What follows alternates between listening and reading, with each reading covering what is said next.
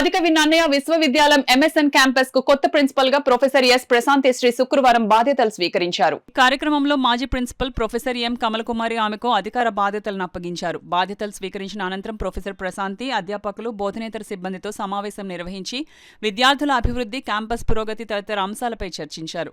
అన్ని విభాగాల మధ్య సమన్వయంతో విద్యార్థులకు మెరుగైన విద్యను అందించేందుకు తాను కృషి చేస్తానని పేర్కొన్నారు. ఈ సందర్భంగా ఆమెకి అవకాశం కల్పించిన విశ్వవిద్యాలయ ఉపకులపతి ఆచార్య ఎస్ ప్రసన్నశ్రీకి కృతజ్ఞతలు తెలియజేశారు. మరియు సహకరించిన ప్రతి ఒక్కరికి ధన్యవాదాలు తెలిపారు. ఈ కార్యక్రమానికి assistant principal doctor M Pochaiah, doctor Stephen, Manoj Deva, doctor Sriramaraju, doctor Madhukumar, doctor Gopi, doctor Haribabu, Radhamadhavi, doctor Harika, Hemalatha, Vijayasri, Esther Rani, establishment విభాగం నుండి వి శ్రీనివాస్, అజయ్ కుమార్, సురేంద్ర, చైతన్య తదితరులు హాజరై ప్రిన్సిపల్ను అభినందించారు. బోధనేతర సిబ్బంది, విద్యార్థులందరూ ప్రొఫెసర్ ప్రశాంతి శ్రీకి అభినందనలు తెలియజేశారు.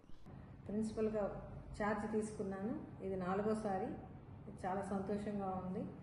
ఎందుకంటే ఇటీవలే మా నన్నయ్య యూనివర్సిటీకి కొత్త వైస్ ఛాన్సలర్ వచ్చారు, ప్రొఫెసర్ ప్రసన్నశ్రీ. ఈ రోజుల్లో శ్రీ అనే పదానికి గౌరవిస్తూ గవర్నమెంట్ వాళ్ళకి భవిష్యత్తులో కూడా వాళ్ళకి ఒక ఐడెంటిటీ ఇవ్వాలనేది ఒక లక్ష్యంగా ఉంది.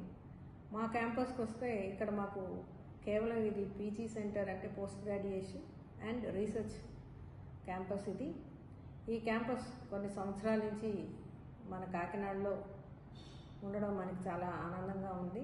ఇక్కడ స్కిల్ డెవలప్మెంట్ ప్రోగ్రామ్స్, స్టూడెంట్స్కి different motivational, personality development, different activities అనేది మేము పెడుతూ వాళ్ళకి ఎంప్లాయ్మెంట్ ఆపర్చునిటీస్ అనేది కూడా ఒక ప్లాట్ఫామ్ కింద మేము తీసుకొస్తున్నాము. ఇది మా యొక్క నిరంతర కృషిగా మేము భావిస్తున్నాము. ఈ క్యాంపస్లో చదువుకున్న పిల్లలందరికీ కూడా మేము ఆహ్లాదకరమైన వాతావరణం ఉండాలని, వాళ్ళకి ఆడుకోవడానికి మైండ్ రిలాక్సేషన్ అవ్వాలని మేము నిరంతరం వాళ్ళ ముందు మేము శ్రద్ధ పెట్టి వాళ్ళు బాగా చదువుకొని ఇక్కడి నుంచి బయటికి వెళ్ళి భవిష్యత్తులో కూడా మేము చెప్పిన పాఠాలని వాళ్ళ జీవితాలకు ఉదాహరణగా తీసుకొని వాళ్ళు ఉన్నత శిఖరాలకి వెళ్ళాలని మేము ఎప్పుడు భగవంతుని కోరుకుంటాం.